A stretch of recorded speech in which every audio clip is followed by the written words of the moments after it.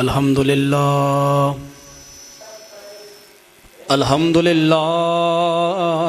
الذی ابدع الافلاک والارضین والصلاة والسلام علی اشرف الانبیاء والمرسلین وعلى آلہ الطیبین الطاہرین وعلى اصحابہ العاشقین الکاملین وعلى علماء امتہ اجمعین الى یوم الدین اما بعد فاعوذ باللہ من الشیطان الرجیم بسم اللہ الرحمن الرحیم وَلِلَّهِ عَلَى النَّاسِ حِجُّ الْبَيْتِ مَنِ اسْتَطَاعَ إِلَيْهِ سَبِيلًا آمنت بِاللَّهِ صدق اللَّهُ الْعَظِيمُ وصدق رسوله النبي الكريم الأمين الرؤوف الرحيم إن الله وملائكته يصلون على النبي يا أيها الذين آمنوا صلوا عليه وسلموا تسلیما محبت سے پڑھیں الصلاۃ والسلام علیکہ یا سیدی یا رسول اللہ الصلاۃ والسلام علیکہ یا سیدی یا حبیب اللہ الصلاۃ والسلام علیکہ یا سیدی یا شفیع المذنبین وعلی آلک واصحابک یا سیدی یا رحمۃ للعالمین الصلاۃ والسلام علیکہ یا سیدی یا نور من نور اللہ وعلی آلک واصحابک یا سیدی یا حضرت محمد الرسول اللہ صلی اللہ علیہ وسلم تو شاہ خوباں تو جان جانا تو شاہ خوباں تو جان جانا ہے چہرہ ام الکتاب تیرا نہ بن سکی ہے نہ بن سکے گا نہ بن سکی ہے نہ بن سکے گا مثال تیری جواب تیرا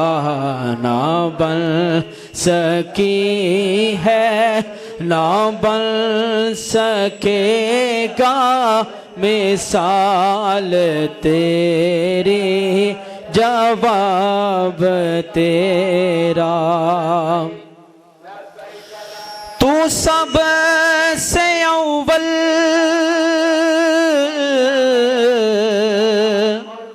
تو سب سے آخر ملا ہے حسن دوام تجھ کو ہے عمر لاکھوں برس کی تیری ہے عمر لاکھوں برس کی تیری مگر ہے تازہ شباب تیرا نہ بن سکی ہے نہ بن سکے گا مثال تیری جواب تیرا مثال تیری جواب تیرا۔ اللہ تبارک و تعالیٰ جل جلالہ وعمن والہ وعظم شانہ وتم برہانہ کی حمد و ثنا اور بارگاہ رسالت مآب صلی اللہ علیہ وسلم میں ہدیہ صلاۃ و سلام کا نذرانہ پیش کرنے کے بعد نہایت ہی واجب الاحترام حاضرین عظیم مقام اور سامعین عظیم محتشم، اللہ جل مجدہ کی پاک اور لاریب کتاب میں سے ایک آیہ کریمہ تلاوت کی۔ اس میں خالق کائنات نے ارشاد فرمایا وَلِلَّهِ عَلَى النَّاسِ حِجُّ الْبَيْتِ مَنِ اسْتَطَاعَ إِلَيْهِ سَبِيلًا، اللہ کی طرف سے لوگوں کے اوپر بیت اللہ شریف کا حج کرنا فرض ہے جس شخص کو زاد راہ میسر ہو۔ حضرات ذی وقار، اس آیت کریمہ میں خالق کائنات نے حج کی فرضیت کے حوالے سے ارشاد فرمایا حج زندگی میں ایک دفعہ کرنا یہ فرض ہے ہر اس شخص کے اوپر جس کے پاس حج کے دنوں میں یعنی شوال، ذیقعد اور ذی الحج کے 10 دن، ان دنوں میں بیت اللہ شریف کے آنے جانے کا خرچ، کرایہ اور اپنے گھر والوں کو خرچ دے لینے کے بعد اتنے پیسے موجود ہوں کہ وہ بیت اللہ شریف ہو کے واپس آ سکتا ہے، تو ایسے شخص کے اوپر زندگی میں ایک دفعہ حج کرنا یہ فرض ہے۔ احادیث مبارکہ میں اس حوالے سے بڑی ساری سختی آئی ہے، جو بندہ حج نہیں کرتا اس کے حوالے سے بھی اور جو بندہ حج کرتا ہے اس کے حوالے سے بھی سرکار کے کئی ایک بشارتیں ہمیں ملتی ہیں۔ اب سرکار نے فرمایا جو بندہ حج کرتا ہے وہ ایسے ہو جاتا ہے جیسے آج ہی ماں کے پیٹ سے پیدا ہوا ہے، اور اب سرکار نے یہاں تک بھی ارشاد فرمایا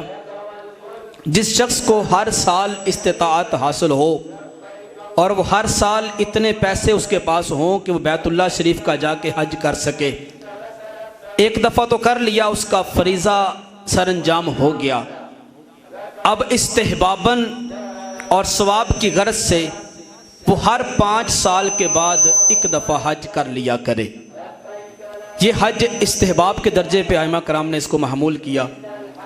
حضرات ذی وقار، حج کیا ہے؟ حج کے مقاصد کیا ہیں؟ حج کیوں کیا جاتا ہے؟ پچھلے جمعۃ البارک پہ ہم نے حج کی فرضیت کے حوالے سے اور حج بیت اللہ شریف ہی کا کیوں کیا جاتا ہے اس حوالے سے گفتگو کی تھی۔ آج کا جو ہمارا موضوع سخن ہے وہ حج کے مقاصد کے اعتبار سے ہے۔ حج کرنے کے کیا کیا مقاصد اور کیا کیا غراض ہیں؟ کوئی بھی نیک کام آپ کرتے ہیں، ہر نیک کام کرنے سے پہلے انسان کی جو نیت ہے وہ خالصتاً اللہ تبارک و تعالیٰ کی رضا اور اس کی طلب ہونی چاہیے۔ بالخصوص حج پہ جب آپ جا رہے ہیں، حج کا لفظی معنی ہی ارادہ کر لینا ہے۔ بندہ مومن اپنے گھر سے یہ سوچ اپنے دل میں بٹھا لیتا ہے، یہ ارادہ کر لیتا ہے کہ میں مخصوص ارکان کی ادائیگی کے ساتھ ساتھ بیت اللہ شریف میں جا کے مخصوص انبیاء کرام اور اولیاء کرام کی سنتوں کو زندہ کروں گا، اور میرا یہ آنے جانے کا سفر وہاں پہ عبادات کا جتنا بھی میرا وہاں پہ وہ جتنا بھی عبادات میری ہوں گی وہ ساری کی ساری اللہ تبارک و تعالیٰ کی رضا اور اس کی خوشنودی کی طلب میں ہوں گی۔ کسی بھی کام کی بنیاد اور اس کی اصل نیت پر ہے۔ انما الاعمال بالنیات، آپ سرکار نے بھی ارشاد فرمایا کہ کوئی بھی کام کرو گے اس کا ثواب یا اس کا گناہ تمہیں تمہاری نیت پر دیا جائے گا۔ جیسے انسان کی نیت ہوگی ویسے ہی اس کو اس کا اجر دے دیا جائے گا۔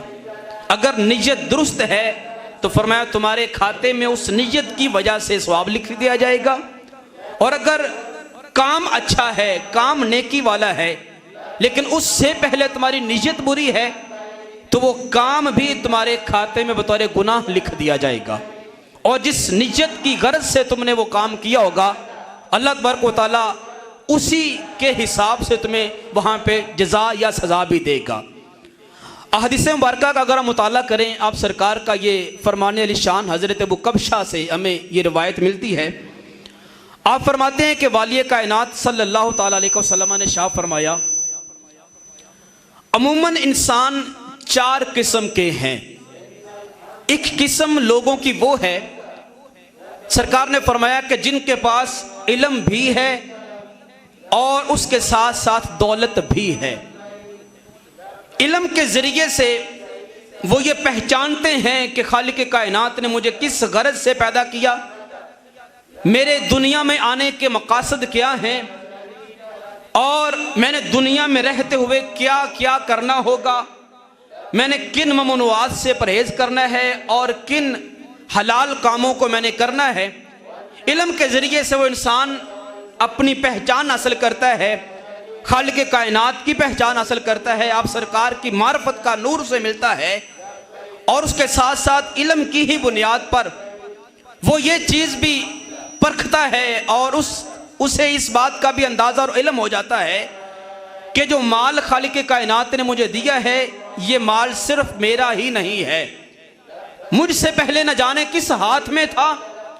اس سے خالق کائنات نے لے کر مجھے دے دیا، نہ جانے کب تک میرے پاس ہے، کل ایک ایسا وقت آئے گا یہی مال کسی دوسرے کا ہو جائے گا۔ وہ علم کی بنیاد پر اس بات کو بھی پرکھتا ہے کہ یہ مال اس کے اوپر صرف اور صرف میرا ہی حق نہیں ہے، وہ علم سے بھی فائدہ اٹھا رہا ہے اور وہ اپنا مال بھی راہ خدا میں قربان کر رہا ہے، اپنے مال کو صدقات و خیرات کی صورت میں لوگوں میں تقسیم کر رہا ہے۔ فرمایا ایک قسم لوگوں کے اندر یہ ہے، اور اس قسم کے جو لوگ ہیں آپ نے فرمایا وہ افضل ترین لوگ ہیں جہان والوں میں، انسانیت میں، ایسے قسم کے لوگ جن کے پاس علم دین بھی ہے اور ساتھ ساتھ مال کی کثرت بھی ہے، اور علم کو بھی وہ لوگوں میں منتقل کر رہے ہیں اور ساتھ ساتھ مال کے ساتھ بھی لوگوں کی معاونت کر رہے ہیں۔ فرمایا ایسا شخص اللہ کی بارگاہ میں بڑا ہی مقبول اور افضل ترین عمل ہے، اور افضل ترین وہ انسان ہے۔ دوسرا ایسا شخص آپ سرکار نے شاہ فرمایا جس کے پاس دین کا علم موجود ہے اور اس کے پاس عمل، علم کے اوپر جو اس نے علم حاصل کیا وہ عمل بھی ہے، لیکن خالق کائنات کی تقسیم ایسی کہ اس کو خالق کائنات نے بطور آزمائش مال کے اندر دوسروں کی بنسبت کم درجہ دیا، اس کے پاس مال کی فراوانی کوئی نہیں، علم ہے دین کا لیکن مال کوئی نہیں، لیکن ایسا شخص علم آگے پھیلا رہا ہے اور خود بھی عمل پیرا ہو رہا ہے اور لوگوں کے ساتھ صلہ رحمی بھی کرتا ہے، لوگوں کو آپس میں محبت کا درس دے کے ملانے کی کوشش بھی کرتا ہے، مال کوئی نہیں لیکن دل میں یہ حسرت بھی ہے کہ کاش خالق کائنات نے مجھے مال دیا ہوتا تو میں جس طرح علم کے خزانے لوگوں میں منتقل کر رہا ہوں ایسے میں مال بھی راہ خدا میں قربان کرتا، اگر مال ہوتا تو میں مال بھی علم کی طرح لوگوں میں تقسیم کرتا۔ خالق کائنات کے محبوب فرماتے ہیں کہ چونکہ اس کی نیت میں یہ بات ہے کہ اگر میرے پاس مال ہوتا تو میں وہ تقسیم کرتا، اس کی نیت کی وجہ سے خالق کائنات اسے اتنا ہی ثواب عطا فرمائے گا جتنا کہ ایک مالدار کو مال کے تقسیم کرنے پر خالق عطا فرماتا ہے۔ چونکہ اس کی نیت میں للہیت ہے، اللہ تبارک و تعالیٰ کی رضا ہے، تو اس نیت پر خالق کائنات مال نہیں ہے، اس کے باوجود بھی مال خرچ کرنے والوں کے برابر اس کو ثواب اور اجر عطا فرمائے گا۔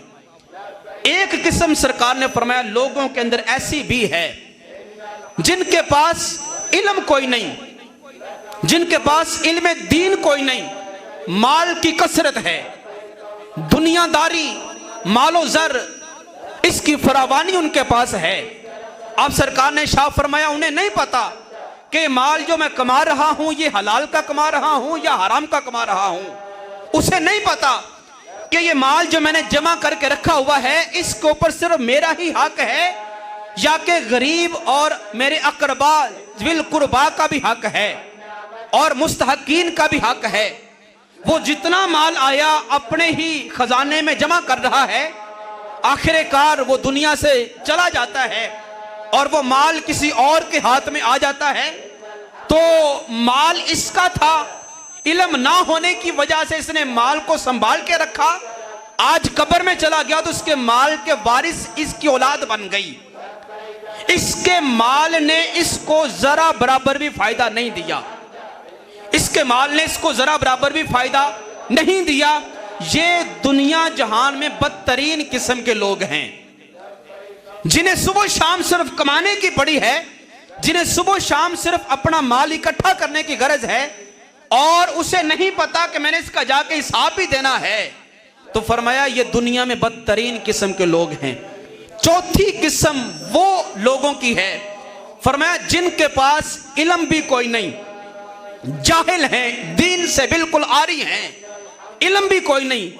اور اس کے پاس دنیا کا مال بھی کوئی نہیں, ہیں بھی غریب, ہیں بھی جاہل اور زندگی اپنی جہالت میں گزار دی, نہ اپنے آپ کو ترقی کی منازل کی طرف لے کے گئے, نہ علم سیکھا نہ دنیا کمائی. دونوں فضیلتوں سے وہ خالی, نہ علم نہ دولت, لیکن حسد کرتے ہیں,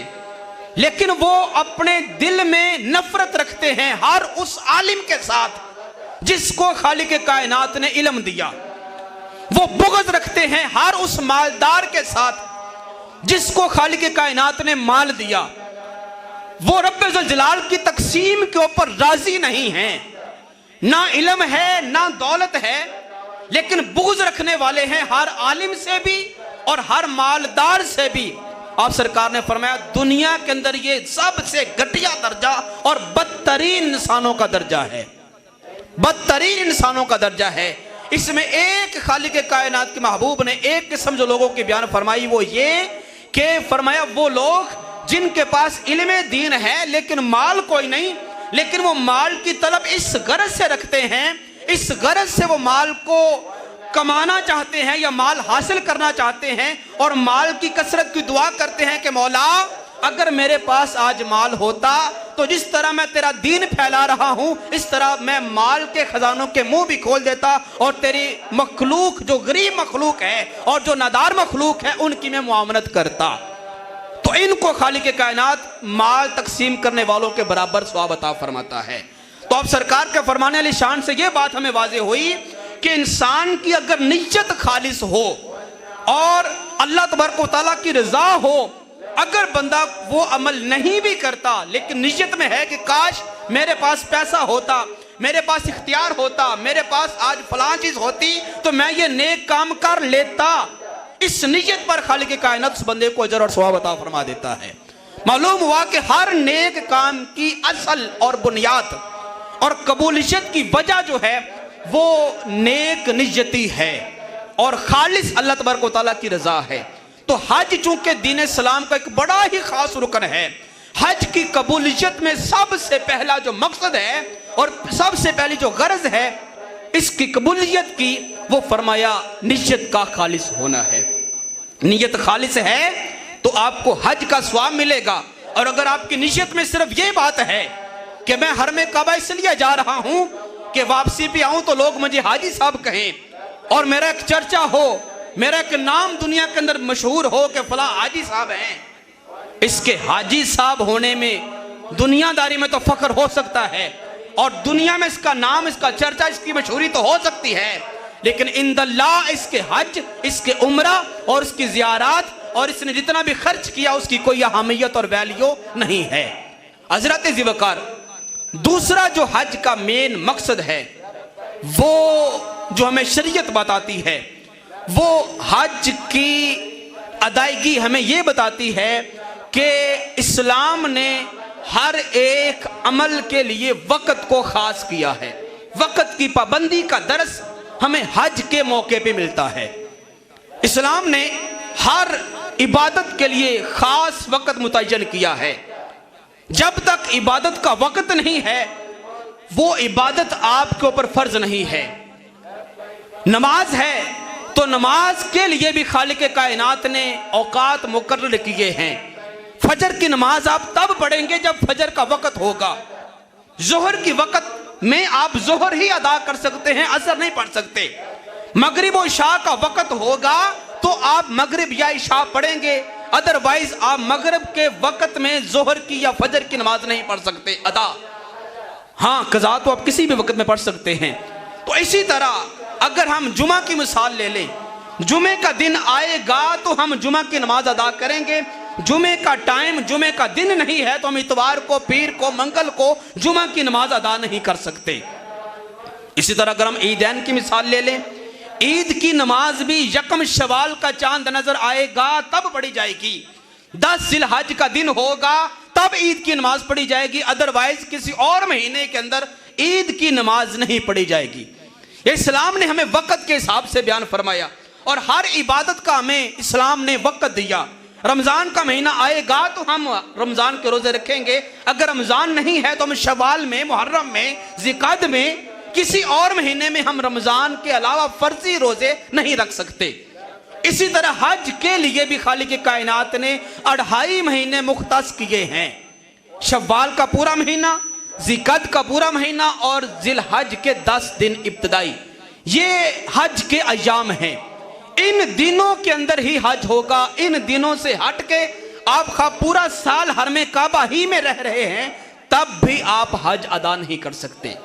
اور ان دنوں میں بھی بالخصوص، حالانکہ شوال کا پورا مہینہ حج کا ہے، ذوالقعدہ کا پورا مہینہ حج کا ہے اور اس کے علاوہ ذی الحج کے 10 دن حج کے ہیں،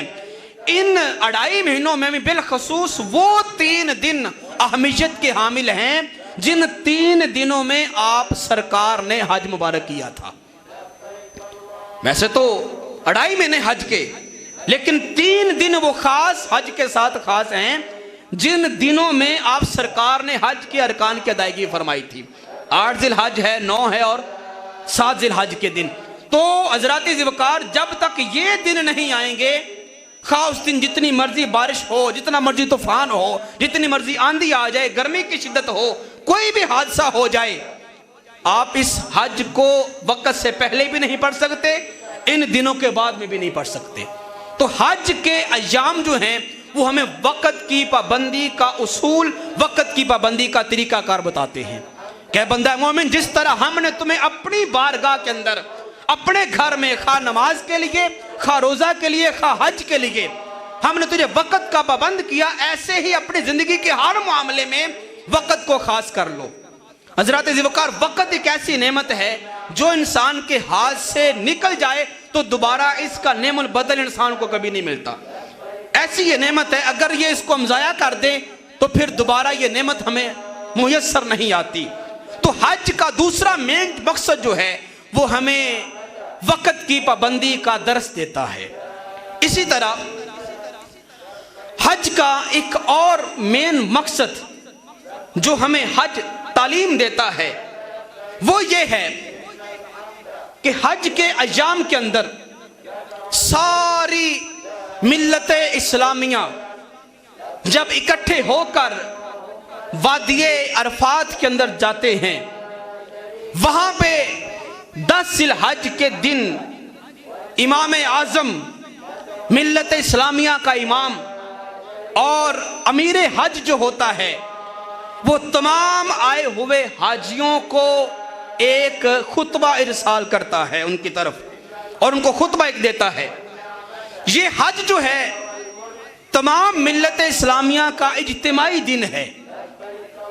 اسلام نے ہمیں جمع ہونے کے لیے چند ایک موقع فراہم کیے۔ ہم اگر اپنے علاقے کے اندر، اپنے محلے کے اندر موجود ہیں تو ہر روز اسلام یہ ہمیں کہتا ہے کہ اپنے محلے کی مسجد کے اندر جا کے 5 وقت جمع ہو جاؤ، جماعت کی صورت میں نماز پڑھو، اور جماعت اسی لیے واجب قرار دی گئی کہ مسلمان آپس میں جب اکٹھے ہوں تو ایک دوسرے کے حال احوال سے آگاہی حاصل کریں، ایک دوسرے کے حال کو پوچھیں۔ اگر کوئی کسی وقت مسجد کے اندر حاضر نہیں ہوا، اس کے گھر اس کی پوچھ گچھ کے لیے جائیں کہ بھئی آج تو فجر کی نماز میں غیر حاضر تھا، تیری طبیعت تو ٹھیک ہے، تجھے کوئی مسئلہ تو نہیں؟ تو جماعت کا بنیادی مقصد جو ہے مسجد کے اندر وہ یہی ہے کہ مسلمان ایک دوسرے کے حال احوال سے آگاہی حاصل کریں۔ یہ ہمیں اسلام نے ایک سیٹ اپ دیا ہے، ہمیں اسلام نے ایک یہ ضابطہ دیا ہے اور طریقہ کار دیا ہے کہ ہر روز 5 وقت اپنے محلے کے سطح پہ جمع ہو جاؤ۔ اگر ہم اس سے بڑی سطح پہ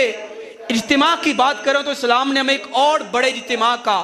ہمیں درس دیا، اور وہ اجتماع شہر کی سطح پر ہے، جس اجتماع کو جمعہ کی نماز کہا جاتا ہے۔ جمعہ کی نماز یہ مسلمانوں کا شہری سطح پہ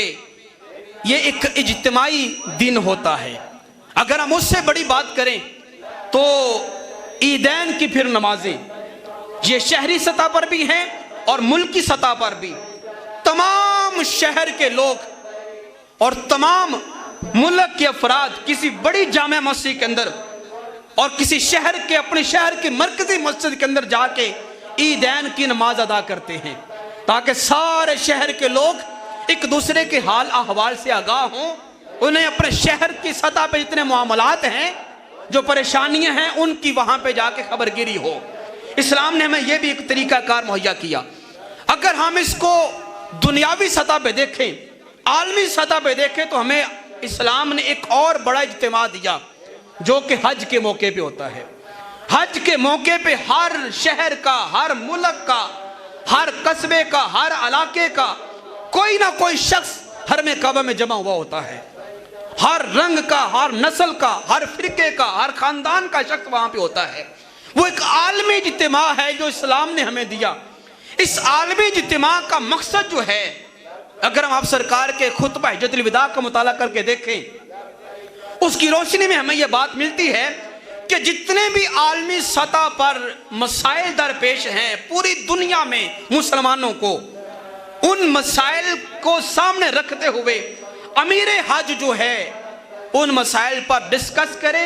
اور ان مسائل سے نکلنے کی تدابیر آئے ہوئے لوگوں کو پیش کرے اور اپنے حساب سے اپنے نمائندے مقرر کرے۔ امیر حج جو ہے اس کا یہ فریضہ بنتا ہے آئے ہوئے لوگوں کے اندر ان کو یہ سوچ دے کے بھیجے، ان کو یہ پیغام دے کے بھیجے، اپنے نمائندے مقرر کر کے بھیجے، بھئی تم نے آئندہ سال حج میں آنے سے پہلے دنیا میں اپنے اپنے علاقوں میں جتنے بھی تمہارے مسائل درپیش ہیں ان کو تم نے اس طریقے کے ساتھ دور کرنا ہوگا۔ آج ملت اسلامیہ جس ظلم کی چکی میں پس رہی ہے، ہر علاقے میں دیکھ لیں، ہر شہر میں دیکھ لیں، ہر ملک میں دیکھ لیں، مسلمان اتنی اکثریت کے باوجود بھی ظلم کے اندر پس رہے ہیں۔ تو یہ ظلم زیادتی مسلمانوں کو پر جو ہو رہی ہے، اس سے بچنے کا، اس سے نکلنے کا طریقہ امیر حج کی ذمہ داری بنتی ہے کہ وہ مسلمانوں کو جو اس وقت پوری دنیا سے آئے ہوئے ہوتے ہیں ان کو رہنمائی کرے اور ان کو طریقہ کار بتائے اور اس کے اوپر پھر غور و فکر بھی کرے کہ جو پچھلے سال ہم نے خطبہ دیا تھا اس خطبے کے نتائج کیا برآمد ہوئے اور اس میں کیا کمیاں رہ گئی، آئندہ سال ہمیں پھر کیا لایا عمل استعمال کرنا ہوگا۔ ایک بنیادی مقصد یہ بھی ہے کہ آئے ہوئے تمام مسلمان جو حرم کعبہ میں جمع ہوتے ہیں ان کو زندگی گزارنے کا ایک مکمل طور پہ طریقہ حیات دیا جائے، ان کو اپنے مسائل سے آگاہ کیا جائے، پھر مسائل سے نکلنے کا ان کو طریقہ بھی بتایا جائے۔ یہ عالمی سطح پہ مسلمانوں کا اجتماع ہوتا ہے۔ اس کے ساتھ ساتھ اس حج کا ایک بنیادی مقصد جو ہمیں شریعت بتاتی ہے وہ یہ بھی ہے کہ جب بندہ حج پہ جاتا ہے تو ہر حاجی کو حکم ہے کہ اے آنے والے حاجی، تیرا لباس صرف 2 کپڑے ہونے چاہیے، صرف 2 چادروں کے اندر تو نے حرم کعبہ میں داخل ہونا ہے، صرف احرام کی صورت میں تو نے تیسرا کوئی کپڑا اپنے اوپر نہیں لینا۔ کسی بھی علاقے کا ہے، کسی بھی ملک کا ہے، اگرچہ وہ کس بھی کیٹاگری کا انسان ہے، مالی اعتبار سے اس کی جو بھی حیثیت ہے، لیکن دین اسلام یہ ہمیں درس دیتا ہے، مساوات کا درس جو ہمیں حج کے موقع پہ عین ہمیں نظر آتا ہے۔ مساوات کا درس اور مساوات کا عملی نمونہ اگر کسی نے دیکھنا ہے تو حج کے موقع پہ نظر آئے گا۔ اگر کوئی غریب طبقے کا فرد ہے تو وہ بھی سفید چادروں کے اندر ہے، اگر کوئی امیر طبقے کا فرد ہے تو وہ بھی سفید چادروں کے اندر ہے، کوئی پاکستانی ہے تو وہ بھی 2 سفید چادروں کے اندر ہے، کوئی امریکہ سے آیا ہوا ہے تو وہ بھی انہی 2 کپڑوں کے اندر ہے، کوئی افغانستان سے آیا ہے تو وہ بھی انہی 2 کپڑوں کے اندر ہی ہے۔ حضرات ذوالفقار، ہر آنے والا شخص اس کی اپنی پہچان مال کے اعتبار سے، خاندان کے اعتبار سے، رنگ و نسل کے اعتبار سے اور کسی بھی وجہ سے جو اس کا امتیاز اپنے علاقے میں تھا، وہ سارا امتیاز، اس کی وہ ساری بناوٹ اور اس کا نام، اس کا شہرت، اس کا چرچا حرم کعبہ میں جا کے ختم ہو جاتا ہے۔ اسلام ہمیں مساوات کا درس دیتا ہے۔ بنیادی مقصد حج کا جو ایک ہے ان میں سے ایک یہ کہ ہمیں وہاں پہ جا کے مساوات کا درس حاصل ہوتا ہے۔ اگر انسان وہاں پہ جائے اور پھر حج کے ارکان بھی ادا کرے، صفا مروہ کی سعی بھی کر لے، حرم کعبہ کے 7 چکر بھی کاٹ لے اور پوری رات مزدلفہ کے کھلے صحرا اور میدان میں بھی گزار دے اور امیر حج کا خطبہ بھی سماعت کرے، واپس آ جائے اپنے علاقے کے اندر اور آ کر پھر وہی اپنی میں، اپنی انا، اپنا نام، اپنی خاندانی وجاہت، اپنی جو شہرت پہلے تھی، اپنا جو وقار پہلے زمانے میں دنیا میں تھا، اسی کو برقرار رکھے۔ وہ جو امتیاز شریعت نے، اسلام نے حرم کعبہ میں ختم کر دیا تھا، اس امتیاز کو آ کے دوبارہ پھر اجاگر کرے اور دنیا میں آ کے لوگوں کے اندر پھر وہی فرق رکھے۔ سمجھ لے کہ اس بندے نے حرم کعبہ میں بھی جا کے حج کا نور جو تھا وہ حاصل نہیں کیا۔ حج کا بنیادی مقصد جو ہے وہ مساوات کا درس دینا ہے۔ اگر انسان وہاں پہ جا کے مساوات کا درس لے کر نہیں آیا اور وہاں سے یہ سیکھ کر نہیں آیا کہ میرا اسلام، میرا دین مجھے سکھاتا کیا ہے، اس کے جانے، اس کے آنے، اس کے وہاں پہ عبادات کرنے کا رب ذوالجلال کو کوئی فائدہ کوئی نہیں۔ اور تمہارا یہ حج، تمہارا یہ ارکان کی ادائیگی والا عمل، تمہاری یہ جد و جہد، تمہارا یہ جتنا بھی تم نے یہ پیسہ لگایا، سارا پیسہ تم نے صرف اس غرض سے لگایا کہ میں حاجی صاحب کہلاؤں، میرا نام بن جائے، میرے نام سے پہلے لوگ حاجی صاحب لگا دیں۔ تو فرمایا یہ حاجی صاحب کا نام تو لگ جائے گا، 10 سال 20 سال 50 سال کی تیری عمر ہے، لوگ تجھے حاجی صاحب کے نام سے تو جانیں گے، لیکن جب میدان معاشر میں رب کی بارگاہ میں آئے گا، چونکہ تیرا مقصد تھا لوگوں میں تشہیر اپنی کروانا اور اپنا چرچا کروانا، اپنے نام کے جھنڈے لگانا، وہ دنیا میں لگ گیا۔ سرکار نے فرمایا کہ جس شخص نے جس بھی مقصد کے لیے کوئی بھی نیکی کی، جس بھی مقصد کے لیے، بالخصوص کسی کو دکھانے کے لیے یا کسی کو راضی کرنے کے لیے یا کسی کو خوش کرنے کے لیے یا کسی دوسرے کے لیے نیکی کی، جس میں للہیت نہیں ہے، اللہ کی رضا نہیں ہے، اللہ کی خوشنودی نہیں ہے، کسی بندے کو راضی کرنے کے لیے یا اپنی تشہیر کرنے کے لیے کوئی بھی نیکی کرتا ہے، تو میدان معاشر میں جب وہ آئے گا، خالق محبوب فرماتے ہیں، رب ذوالجلال کی ذات فرمائے کہ جس کی خاطر تو نے یہ نیکی کی تھی، جا اس نیکی کا اجر بھی اسی سے لے لے، ہم تجھے آج اس کا اجر نہیں دیں گے، چونکہ تو نے ہماری خاطر کی کوئی نہیں، تیرا مقصد ہی لوگوں کو راضی کرنا تھا، تیرا مقصد ہی حاجی صاحب کہلانا تھا، ہم نے تیرے چرچے دنیا میں کر دیے، تجھے لوگ حاجی صاحب کے نام سے جانتے تھے، تیرا مقصد لوگوں کو راضی کرنا تھا، لوگ تجھ سے راضی ہو گئے، مقصد تیرا پورا ہو گیا، آج میدان محشر میں ہم اس نیکی کو نہ قبول کریں گے، نہ اس پر تجھے کوئی اجر عطا کریں گے۔ تو مین مقصد حج کا بنیادی جو ہے وہ مساوات کا درس ہے، اور مساوات کی جو نا وہ تعلیم لے کر وہاں سے اپنے علاقے میں واپس آنا۔ اگر بندہ مومن، اب دیکھیں اسلام نے یہ کتنا پیارا ہمارا دین ہے، دین اسلام، اس نے ہر ایک انسان کو اس کا بنیادی حق دیا ہے، خواہ کسی بھی درجے کا انسان ہے، کسی بھی طبقے کا انسان ہے، کسی بھی نہج پہ اس کی تربیت ہوئی ہے، کسی بھی کیٹاگری کا انسان ہے، کسی بھی علاقے کا انسان نے ہر ایک کو بنیادی اس کا حق دیا ہے، اور ہر ایک کو اسلام نے ایک ہی نظر کے ساتھ دیکھا۔ فرمایا ان اکرمکم عند اللہ اتقاکم، فرمایا ہمارے نزدیک، رب ذوالجلال کی ذات فرما رہی ہے، فرمایا ہمارے نزدیک تم تمام کا مقام مسلمان ہونے کی حیثیت سے برابر ہے۔ सम्माकुम المسلمین, ہم نے تم تمام لوگوں کا نام مسلمان رکھا ہے. المسلم و اخو المسلم, ایک دوسرے کا ہم نے تم کو بھائی بنایا ہے. یہ اسلام نے ہمیں ضابطہ حیات دیا, اور اسلام نے ہمیں یہ نظام دیا, کسی کے اوپر کوئی فضیلت, کوئی برتری, کوئی امتیازیت اسلام نے نہیں دی. اسلام نے تمام کو جو ہے نا اس کا پورا جیسا جو شخص تھا اس کو اس کے حساب میں رکھا. اسود نام کا ایک شخص مدینہ کے مضافات میں رہنے والا, اسود کہتے ہیں سیاہ ترین چیز کو. اس کا رنگ, بلال حبشی رضی اللہ تعالیٰ عنہ کا رنگ بھی سیاہ تھا, لیکن اسود وہ اس لیے مشہور تھا کہ اس کا بہت ہی سیاہ رنگ تھا. بہت ہی سیاہ رنگ کا وہ شخص سرکار کی بارگاہ میں آیا. اب مکہ کے لوگ سفید چمڑی والے, اور وہ عربی سرخ ابو لہب کو کہتے ہیں نا. ابو لہب اس کا نام نہیں ہے, اس کا ابو لہب تخلص ہے.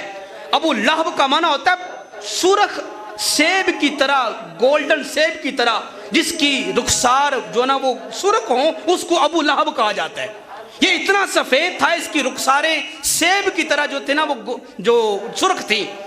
تو یہ اس کیٹاگری کے, اس شخصیت کے, اس رنگ و نسل کے لوگ مکہ کے, اور مدینہ میں بھی یہی ماحول تھا. بڑے بڑے حسین وہاں پہ مدینہ کے رہائشی سرکار کے صحابی تھے.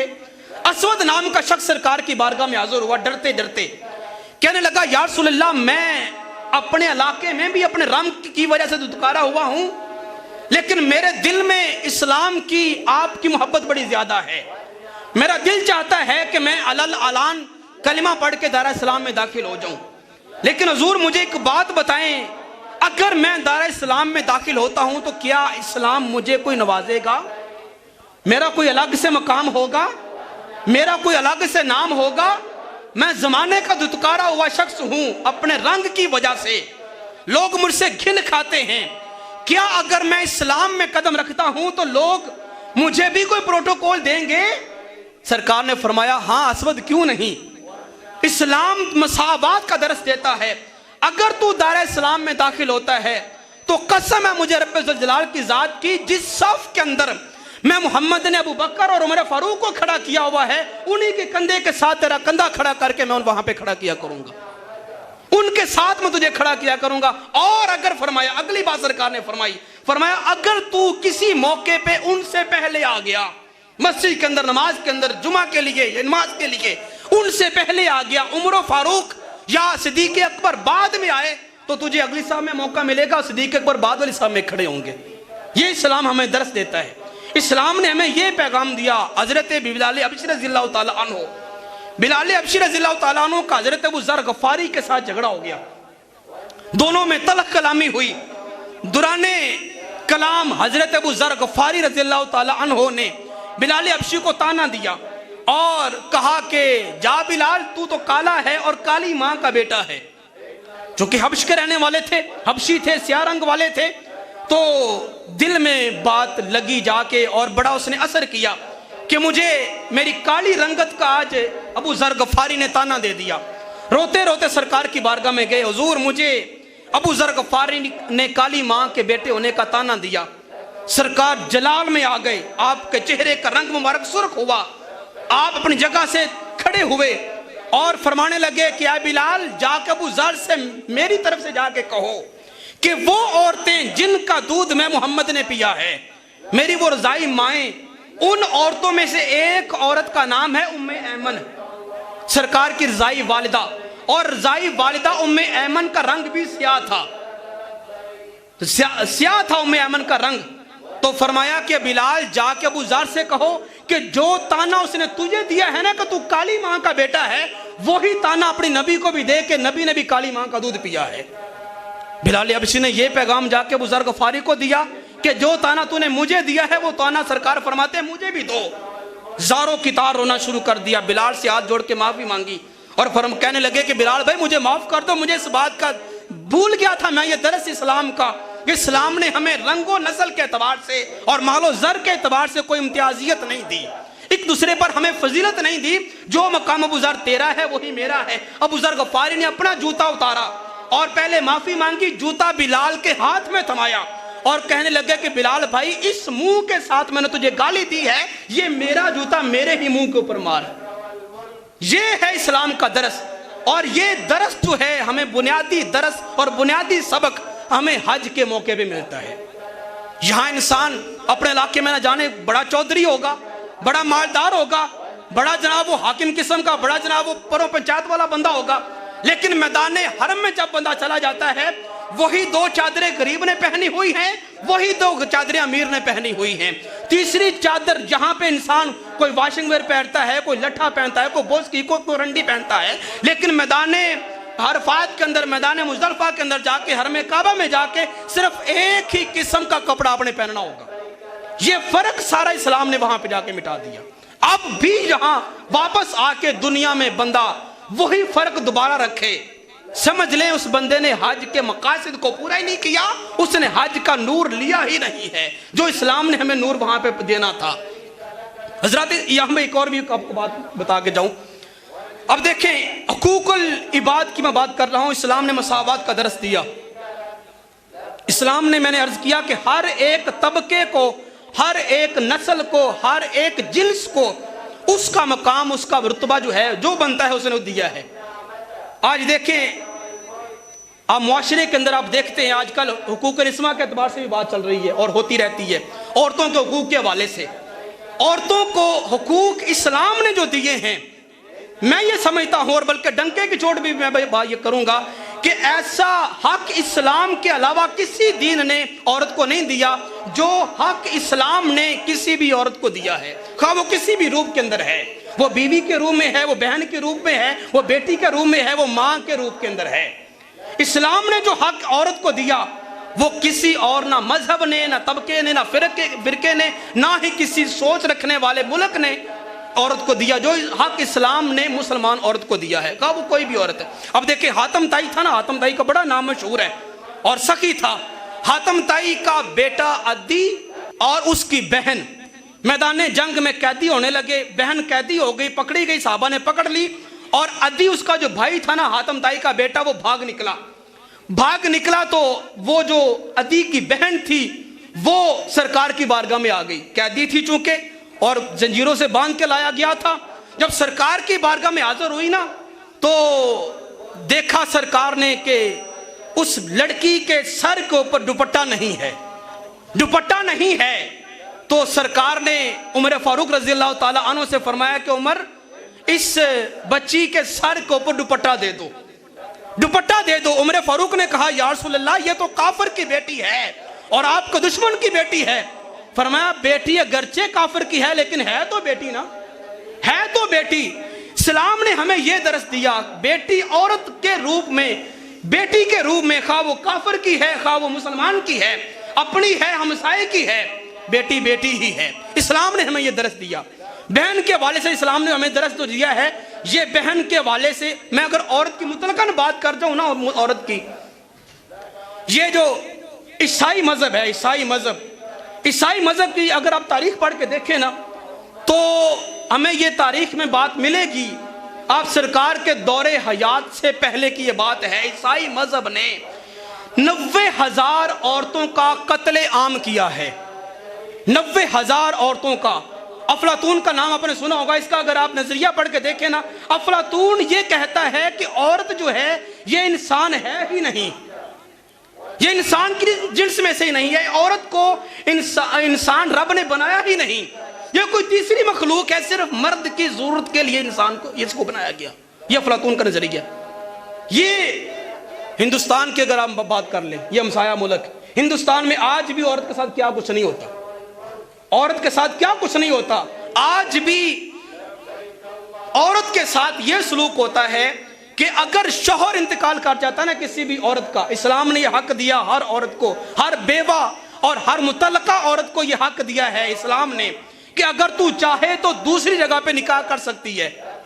لیکن ہندو آج بھی اس کی یہ سوچ ہے کہ جو عورت جس ایک بندے کے نکاح میں چلی گئی وہ اب ظلم کرے، زیادتی کرے، جیسا مرضی کرے، نہ وہ طلاق دے سکتا ہے، نہ یہ عورت لے سکتی ہے، اور اگر وہ شخص مر جاتا ہے تو یہ بیوہ اس کی دوسری جگہ پہ نکاح بھی نہیں کر سکتی۔ بلکہ اگر میں رسم ستی کی بات کروں، آپ نے بھی اس رسم کا نام سنا ہوگا، ہندوستان میں آج بھی ہے، ہمارے پاکستان میں بھی شاید کسی جگہ پہ پائی جاتی ہو، نہیں تو اس کے جو نا وہ تاثرات ضرور آپ کو ملیں گے۔ عورت کو ابھارا جاتا ہے، عورت کو ابھارا جاتا ہے مرد کی وفات کے اوپر۔ جب وہ مرد کو جلاتے ہیں نا ہندو حضرات، تو عورت کو ابھارا جاتا ہے کہ تو اگر مرد کی شوہر کی وفادار ہے، وہ تو دنیا سے مر گیا، انتقال کر گیا، تو زندہ رہ کر کیا کرے گی؟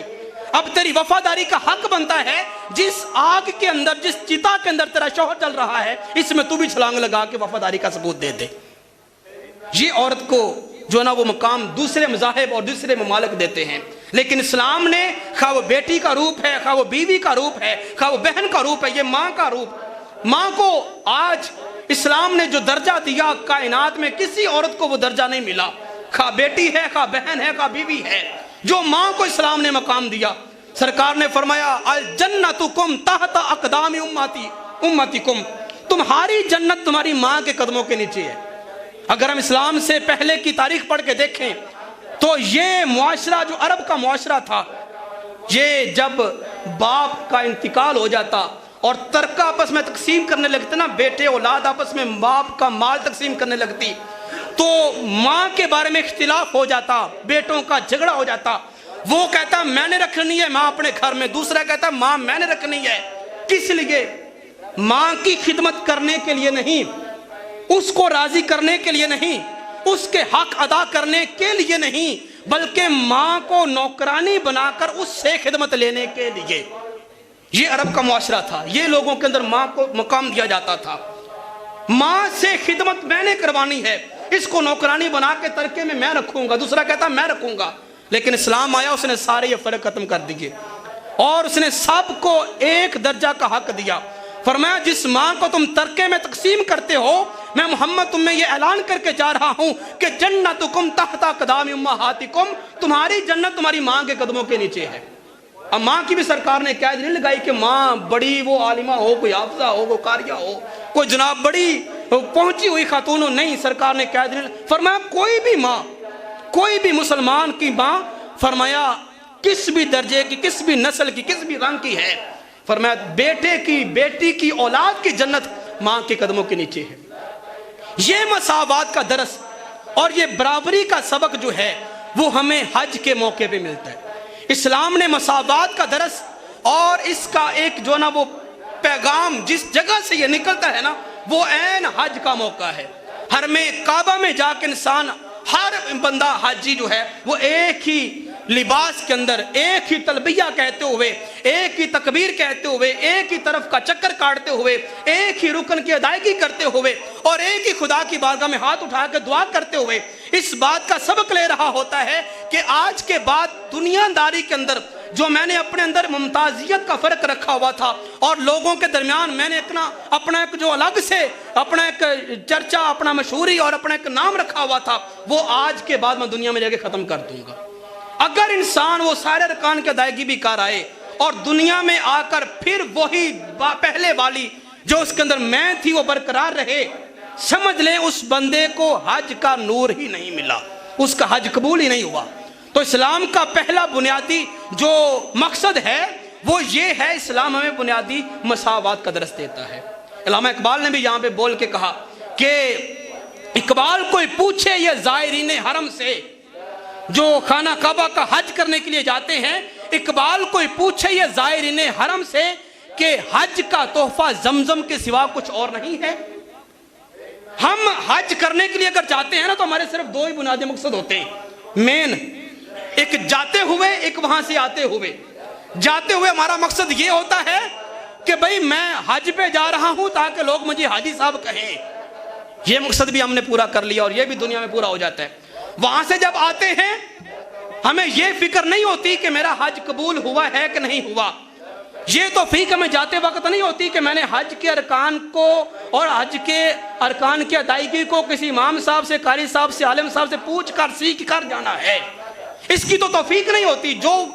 پیچھے اس امام دے وہاں پہ جا کے وہ ہمارا حال ہوتا ہے، تو جو وہ لوگ کر رہے ہوتے ہیں وہی ہم نے کر لیا، جی ہمارا حج ہو گیا، وہاں پہ بات جا کے ہاتھ لگا کے آگے ہم حاجی صاحب کہلا لیے۔ ایک جاتے ہوئے ہمارا یہ مقصد ہوتا ہے صرف، الا ماشاءاللہ، اور آتے ہوئے ہمارا مقصد کیا ہوتا ہے میں نے کھجوریں کتنی لے کے جانی ہے، میں نے مصلے کتنے لینے ہیں، میں نے تسبیحات کتنی لینی ہے، میں نے زمزم کے کتنے لیٹر پانی لے کے جانا ہے۔ یہ تو پوچھے کوئی زائرین حرم سے اقبال کہ حرم کا تحفہ زمزم کے سوا کچھ اور کوئی نہیں؟ بس ہم وہاں پہ زمزم لینے کے لیے گئے تھے، وہاں پہ ہم جو ہے نا وہ کھجوریں لینے کے لیے، مصلے لینے کے لیے گئے تھے۔ کوئی یہ پوچھے کہ وہاں سے ہم لے کر کے آئے ہیں، وہاں کا جو نور ہے، جو بنیادی مقصد اسلام نے ہمیں دیے، وہ ہم کیا لے کر آئے ہیں؟ تو یہ اسلام کے بنیادی مقاصد ہیں جو اسلام ہمیں حج کے موقع پہ فراہم کرتا ہے۔ اسی طرح اسلام ہمیں یہ بھی درس دیتا ہے حضرات ذی وقار کہ اسلام ہمیں ہمارے ماضی کے ساتھ جوڑتا ہے۔ کوئی بھی عبادت ہے، میں نے پچھلے جمعۃ المبارک پہ یہ بات کی تھی کہ عبادت کی اصل جو ہے، کسی بھی نماز کی 5 وقتی نماز ہے نا، تو ہر نماز ہمیں کسی نہ کسی نبی کی یاد تازہ کرنے کی طرف ہمارا ذہن لے جاتی ہے۔ فجر کی نماز ہے تو آدم علیہ السلام کی ہم سنت کو، ان کے طریقہ کار، ان کی یاد کو تازہ کرتے۔ ظہر کی نماز، اسی طرح عصر کی نماز، مغرب کی نماز، اس طرح رمضان کے روزے، تہجد کی نماز، میں نے ساری وضاحت کی تھی، آپ نے اگر سماعت فرمائی ہے تو۔ اسی طرح حج کے جو ارکان ہیں، یہ ارکان کی ادائیگی ہمیں ہمارے ماضی کے ساتھ جوڑتی ہے۔ پیر جماعت علی شاہ صاحب علیہ رحمہ، ان کا یہ ایک بڑا پیارا مقولہ میرے ذہن میں آیا۔ آپ سے کسی شخص نے پوچھا کہ پیر صاحب یہ بڑی کثرت کے ساتھ لوگ، کوئی دیوبندی ہو رہا ہے، کوئی وہابی ہو رہا ہے، کوئی اہل سنت سے کسی دوسرے مذہب میں جا رہا ہے، تو کیا وہ دین سچے ہیں، وہ مذاہب سچے ہیں؟ اور یہ 1400 سال پرانا مذہب اہل سنت و جماعت کا، تو اب اس کو بھی بدل جانا چاہیے، کسی اور فرقے میں، کسی اور نام میں تبدیل ہو جانا چاہیے۔ بڑا پیارا جواب آپ نے دیا، فرمایا کہ بیٹا تم دنیا داری کے معاملے میں ہر چیز نہیں لے لینا، کپڑا نیا لے لینا، گھر نیا لے لینا، گاڑی نہیں لے لینا، بیوی تک نہیں لے لینا۔ فرمایا دنیا داری کے معاملے میں ہر چیز نہیں لے لینا، لیکن دین کے معاملے میں وہی دین پرانا رکھنا جو 1400 سال پہلے صحابہ کرام کا دین تھا۔ دین نیا نہیں لینا، مذہب نیا نہیں لینا، طریقہ کار کسی کا نیا نہیں لینا۔ یہ سارے طریقے سرکار نے فرمایا من شذ شذ فی النار، یہ پرانا مسلک، پرانا دین اور پرانا مذہب جو ہے، سرکار کے اصحاب کا، سرکار کے دور کا جو مذہب ہے، وہ اہل سنت و جماعت ہے۔ فرمایا جو بندہ بھی اس مذہب سے، اس طریقہ کار سے، اس جو ہے نا وہ منسک سے، اس منہج سے اپنے آپ کو جدا کرتا چلا جائے گا، من شذ شذ فی النار، وہ سیدھا جہنم کے اندر چلا جائے گا۔ تو فرمایا سب کچھ پر نیا لے لینا، لیکن دین پر پرانا ہی رکھنا۔ تو دین جو ہے ہمیں بنیادی ایک مقصد یہ بھی دیتا ہے کہ یہ حج کا موقع بالخصوص ہمیں ہمارے ماضی کے ساتھ جوڑتا ہے۔ میں نے پچھلے جمعہ مبارک پہ یہ بات وضاحت سے کی تھی، اشارتاً کر جاتا ہوں۔ ہم طواف کعبہ کرتے ہیں تو طواف کعبہ کرتے وقت پہلے 4 چکر جو ہیں وہ رمل کے لگائے جاتے ہیں۔ رمل کہتے ہیں اکڑ کے چلنا، پہلوانی چال، سینہ تان کے چلنا۔ اب رب کا گھر بندہ اکڑ کے چلے، یہ کہاں کی بات ہوئی بھائی؟ لیکن رب کہتا ہے ہر حاجی کو، ہر عمرہ کرنے والے کو حکم ہے کہ جب پہلا طواف کرو تو 4 چکر تم نے سینہ تان کے لگانے ہوں گے۔ بھی کیوں لگائے جائیں؟ فرمایا یہ یاد تازہ کرنی ہے میرے محبوب کے ان غلاموں کی جو فتح مکہ کے موقع پہ طواف کر رہے تھے۔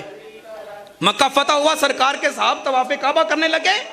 کفار بھی چھتوں پہ کھڑے ہیں، کہنے لگے دیکھا نا یہ مسلمان جب تک ہمارے ہاں علاقے میں مکہ میں موجود تھے بڑے تندرست و توانا تھے، پہلوان تھے، اب 7-8 سال ہو گئے مدینہ گئے ہوئے، نہ کھانے کو ملا نہ پینے کو ملا، دیکھو کتنے کمزور ہو گئے، کمریں جھکی ہوئی ہیں، گردنیں جھکی ہوئی ہیں۔ کفار نے چھتوں پہ کھڑے ہو کے تانا دے دیا۔ سرکار نے جب تانا سنا تو فرمایا صحابہ کرام ذرا سینہ تان کے چلو، اکڑ کے چلو، ان کو پتا چلے کہ ہم ماڑے نہیں ہیں، تگڑے ہیں، ہم آج بھی بڑے طاقت والے ہیں، ہم ابھی بھائی بدر اور احد فتح کر کے آئے ہیں، ہم جو نا وہ خندق بھی فتح کر کے آئے ہیں، ان کو بتاؤ ہم تگڑے ہیں۔ اب وہ دور تو گزر گیا، وہ علت بھی ختم ہو گئی، کفار مر گئے سارے،